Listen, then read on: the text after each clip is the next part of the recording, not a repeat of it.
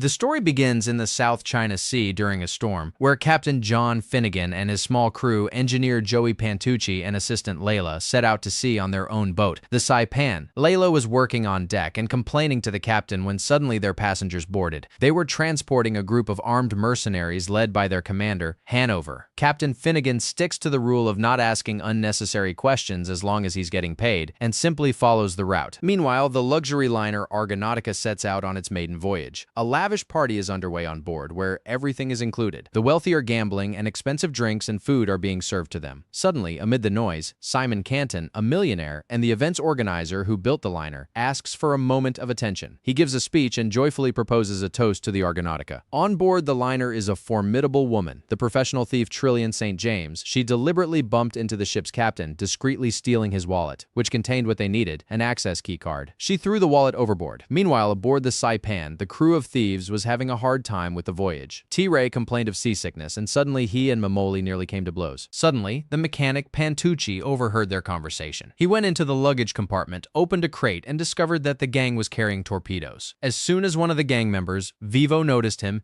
he brought the mechanic to his colleagues, and they beat Pantucci up. Layla heard this and wanted to help. Finnegan was afraid to confront the dangerous gang, but he mustered his courage, walked in on them with a harpoon, and warned that if they killed their mechanic, things would go badly. The gang wanted to get rid of the mechanic and was beating him when suddenly the captain struck one of the gang members, showing that he meant business. The gang pointed their weapons at him, but eventually the gang leader, Hanover, settled the conflict and ordered them to let the mechanic go. Meanwhile, on the liner, Trillian managed to sneak into the security room. Using chewing gum, she covered the surveillance camera and swiped the access card at the entrance to the vault containing the jewels belonging to the liner's wealthy passengers. The woman had already tried on a precious necklace when suddenly the crew members and Simon Canton himself caught her red-handed. They had received a fax stating that the woman was wanted for making threats and was on the wanted list in 4 countries. The guardhouse on the new ship had not yet been completed, so in the end they decided to lock her in the storeroom. Trillian discreetly stole millionaire Canton's wallet and found something to keep herself occupied in the storeroom by sampling the food and drinks. Meanwhile, Layla was stitching up Pantucci's wound. The mechanic was telling the crew about the torpedoes they'd spotted. The closer they got to their destination, the more heavily armed the gang of criminals became. Meanwhile, in the operations room, an unknown individual uploaded virus files and completely disrupted the liner's systems, shutting down the engines and the steering mechanism. The crew on the liner lost the signal. The central computer failed, and they were unable to connect an alternative power source. Mr. Canton was getting nervous when suddenly one of the crew members spotted something large on the radar, approaching from a depth of 160 meters straight toward the liner. While the passengers were having fun and had no idea what was going on, an unknown creature swam up to the liner and crashed straight into the hull, causing total chaos inside. People ran in all directions. One woman ran into the restroom and locked herself in. But that was a big mistake. Tentacles dragged her right out of the toilet. The storm continued. The gang members began smashing parts of the ship to mount a torpedo launcher there. Suddenly, the captain saw on the radar that they were approaching some object. It was a motorboat that had broken away from the liner during the chaos. The ship crashed into it, and there was an explosion. A hole opened up in the bow. Pantucci put out the fire and reported to the captain that what they had crashed into was a motorboat. This surprised Finnegan, a motorboat so far from land. They were running out of fuel in half an hour at most. They would run out of power. Suddenly, Layla spotted a liner. The engineer snatched her binoculars to confirm it. They thought they might be able to borrow some fuel from them, but the gang members pointed their weapons at the crew and admitted that their goal was to rob this wealthy liner. Hanover ordered Finnegan to follow his instructions and sail closer to the liner. They wondered why the liner was stationary, but they began their operation anyway, broke open a hatch,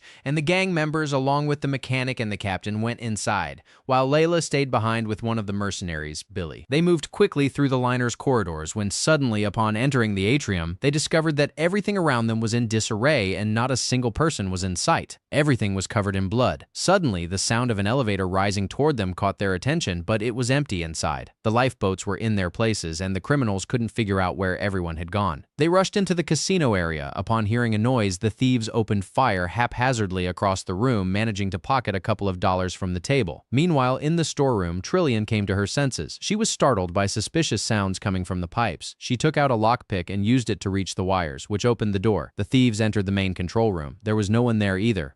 Meanwhile, on the Saipan motorboat, Layla was trying to fix the fuel tank. She heard suspicious noises but continued working with the gas torch. Suddenly, the body of a dead man surfaced from the water, startling Layla. She was examining it when all of a sudden an unknown creature swam up behind her and dragged her into the depths of the sea through a hole in the boat. T-Ray and Mamuri took the captain and the engineer to the engine room so they could check what was wrong with the liner. Suddenly, T-Ray heard something and went out on his own into the corridor, which was half flooded. Sounds resembling human breathing could be heard, so T-Ray called out thinking someone was there. Suddenly, hoses fell on him from above, startling him. He continued through the engine room and heard sounds like a growl. Something was sitting in the water. Suddenly, T-Ray was pulled into the water. The others in the engine room heard screams. Meanwhile, Trillian had entered the jewelry vault, attempting to rob it for the second time. However, this time she was stopped by a gang of thieves. Hanover was surprised that signs of life had finally appeared on this cruise ship. Trillian tried to pass herself off as a crew member. While Hanover was trying to figure out what had happened on the liner, Vivo took the key card and tried to enter the vault. However, as soon as the door opened, an axe flew into his head. It was Simon Canton. The rest of the mercenaries opened fire on those inside the vault, and only Canton and the ship's captain survived. In the chaos, Trillian managed to escape. Radio communication was poor, but Mamuri in the engine room was trying to inform Hanover of T-Ray's death. Mamuri was extremely nervous and denied the existence of any sea creatures on the liner. But suddenly, something attacked him from the water and dragged him across the room. Finnegan drew his weapon, and the mechanic grabbed some spare parts. It was time to flee the engine room. Finnegan tried to shoot at the creature, but it was swimming right through the metal floor, so they ran. Trillian ran into the elevator, but instead of going up, the elevator went down toward the engine room. She saw Pantucci and instinctively struck him. Finnegan dragged the woman back into the elevator, and they went up. Sounds of some kind of creature could be heard from the elevator shaft. When the doors opened, a gang of criminals was waiting for them. Finnegan agreed to lower his weapon and tried to explain that the mercenaries had been killed by some kind of creature. Canton confirmed the existence of unknown creatures, claiming that the liner was swarming with them. Together, they rode the elevator up and down repeatedly as the creature was interfering with its operation. Suddenly, the cables snapped and they plummeted downward. The floor was covered in blood, and the remains of the ship's passengers' bones lay scattered around them. The metal doors and walls had bulged and warped from the creature's movements. Hanover and Finnegan moved closer to investigate, but the creature began to thrash about even more violently, so they fled. Meanwhile, on the Saipan motorboat, the mercenary Billy, still unaware of what was happening, went down to check on Layla. He didn't find her, but he too was attacked by some unknown entity. The liner's captain explained that it all happened because someone had disabled the radio communication system. Finnegan immediately put the pieces together. He believed that it was millionaire Simon Canton who had disabled the system so that the mercenaries could steal the jewels from the liner's wealthy passengers. In other words, he was an accomplice of Hanover, and his suspicions proved correct. Hanover quickly confessed. Now, the entire gang demanded that Canton fix the system, but that was impossible. He had disabled it permanently. His plan was to steal the jewels and, after the passengers were evacuated, sink the liner and collect the money from the insurance company. While the men were arguing among themselves,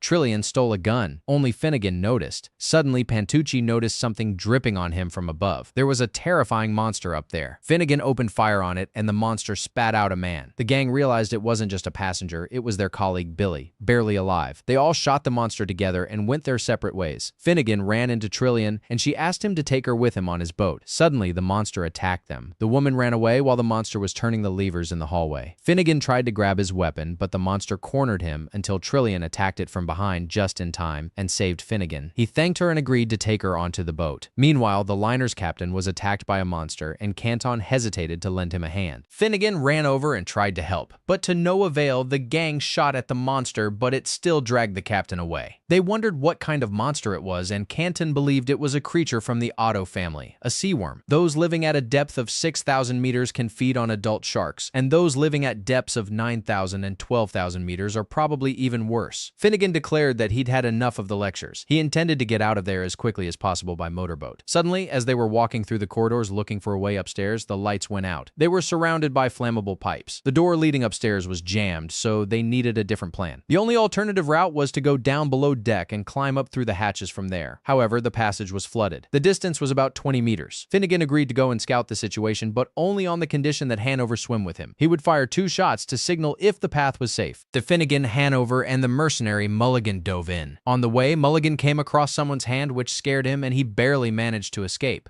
While the others were waiting for the signal, they suddenly heard the monster's sounds. It was moving down the corridor, even though Pantucci had slammed the door shut in front of it. But there was little time left. They had to dive. Canton went first, the others stayed behind and fired at the monster, but eventually they dove in one by one after him. The mercenary Mason jumped in last and was attacked by the monster. The rest managed to swim to the surface. They won't start searching for the liner for at least another day, so there's no point in hoping for a rescue mission. They were now in the galley area, one floor above. Mulligan panicked and wanted to stay there, waiting for rescuers. Finnegan said he wasn't going to wait and wanted to keep going, but Mulligan wouldn't let him, threatening him with his weapon. Hanover didn't want to stay there either, so he argued with his colleague. Trillian pointed out that the ship might not even last a full day since it was already starting to sink little by little. Suddenly, everyone froze. There was a monster behind Mulligan. He reacted in time and shot the monster, but it was in vain. The monster attacked him from the other side, and in the end, Mulligan became yet another snack. The rest moved down the hallway, but monsters blocked their path. Canton tricked the crew by pointing them in the wrong direction, while he himself, before anyone noticed, turned the other way. The group eventually reached the room of the horrific feast, where the remains of all the liner's passengers lay. Monsters were breaking through the hull, and water began pouring in.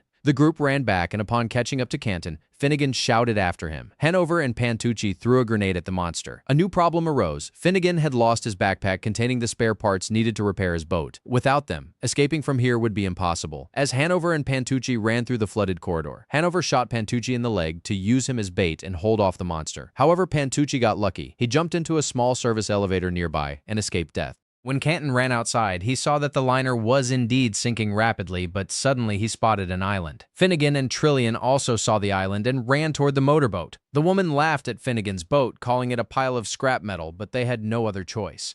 Meanwhile, Pantucci limped his way to the casino and found a pistol there. Suddenly, Hanover grabbed him by the shoulder. He didn't say a word. A monster was devouring him right then and there. Hanover's eyes pleaded for help. Pantucci turned back and handed him the pistol. But Hanover fired right next to Pantucci. In desperation, he wanted to turn the gun on himself, but as it turned out, the bullet he'd just fired was the last one. Finnegan was already on his boat, while Trillian went to check if there was any fuel left on the liner and to find the keys to the jet skis, which were in one of the compartments. Suddenly, Pantucci came onto the boat and was shocked to hear that Finnegan had lost the spare parts. Eventually, they learned that Layla was no longer with them. Pantucci repaired the boat while mourning the girl. Finnegan's main plan was to use the loaded torpedoes to guide them toward the liner and destroy it, while they themselves would escape on the jet skis that were on the liner. They tried to start the boat, and after several attempts, they finally succeeded. When Trillian found the keys to the jet skis, Canton suddenly walked into the room. He threatened her, trying to take the keys away, and fired a signal pistol. But Trillian started to run away. Finnegan heard this and couldn't leave her there, so he ordered Pantucci to silence the boat and ran after Trillian. Canton fired again, but missed. Finnegan wandered through the corridors, searching for the girl. Eventually, Canton caught up with Trillian and threatened her. She handed him the keys, but he couldn't leave a witness who knew the whole truth about him. Suddenly, Finnegan entered the room and Canton had to flee. The monster became active again, and everything around them began to shake. The monster appeared in all its glory right in the middle of the atrium. One of its tentacles grabbed Finnegan, and his weapon fell from his hands. When the monster lifted the man close to it, Finnegan pulled out a second weapon he had strapped to his back and fired directly into the monster's eye. Finnegan shouted at the girl to run to the cargo hold as fast as she could. Finnegan ran toward the boat, but Pantucci was no longer there. All that remained were the monster's tracks and the cap Pantucci had left behind. The captain was in despair. Finnegan went to the cargo hold to find Trillian. She was so frightened she nearly shot him. Meanwhile, Canton spotted the running speedboat and jumped onto it, breaking his leg in the process.